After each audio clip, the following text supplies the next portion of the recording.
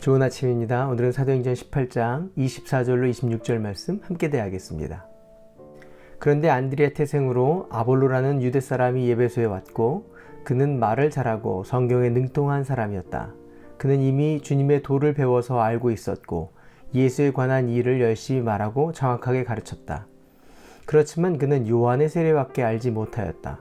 그가 회당에서 담대하게 말하기를 시작하니 브리스길라와 아굴라가 그의 말을 듣고서 따로 그를 데려다가 하나님의 도를 더 자세하게 설명해 주었다. 오늘 본문은 3차 전도가 시작되는 부분입니다. 이 부분에서 아볼로라는 사람을 오늘 성경은 소개합니다. 1차 전도의 핵심은 유대인에서부터 이방인으로 복음이 전달되는 것입니다. 2차 전도는 아시아에서 유럽으로 지역적 확장을 담고 있습니다. 3차 전도는 그 특징이 양육에 있습니다. 그래서 1차와 2차를 돌아봄이 함께 담겨져 있습니다. 근데 여기서 그 시작을 아볼로를 만나고 성숙한 하나님의 사람으로 양육되어지도록 그 예를 보여주고 있는 것입니다. 아볼로에게 장점이 있었습니다. 그는 알렉산드리아 태생이고 유대 사람이고 성경에도 능통한 사람입니다. 그는 요한의 세례도 받았다라고 기록되어 있습니다.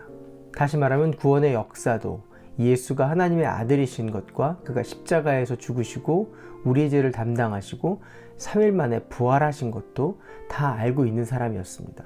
그리고 그 사실을 담대히 회당에서 전하는 사람이었습니다. 예수 그리스도가 하나님의 아들이고 구원의 역사가 예수 그리스도로 말미암아 이루어진다, 메시아다라고 설명하는 것이었습니다.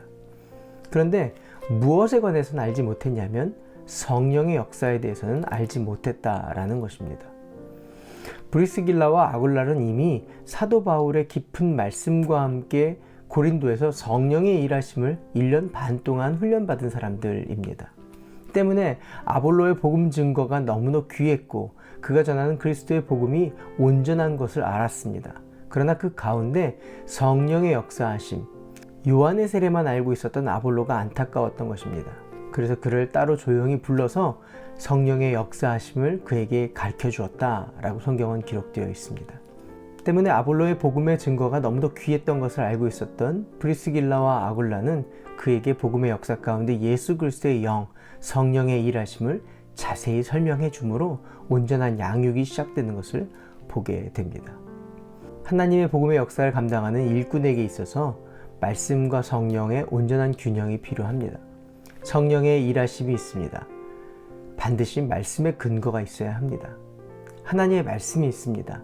그렇다면 성령의 자유하신 역사하심이 그 안에 있어야 합니다. 말씀이 없이 성령의 일하심만으로는 신비주의에 빠질 수 있고 또한 성령이 없는 말씀은 율법주의나 그리고 의를 드러내는 신앙생활이 될 수 있습니다.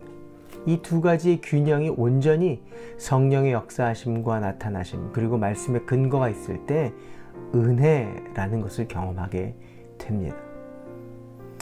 하나님의 말씀으로 증거가 되며 새롭게 삶의 변화가 되는 놀라운 은혜가 넘치는 저와 여러분 되시기를 바랍니다. 기도할까요? 좋으신 하나님, 하나님의 말씀의 지식들이 지식으로 끝나지 않고 성령의 역사하심으로 삶의 변화와 하나님의 놀라운 역사하심을 경험하게 하여 주시옵소서. 그것이 은혜가 되게 해 주시옵소서. 은혜로 사는 하나님의 사람들 되어지게 하옵소서. 예수님의 이름으로 기도합니다. 아멘.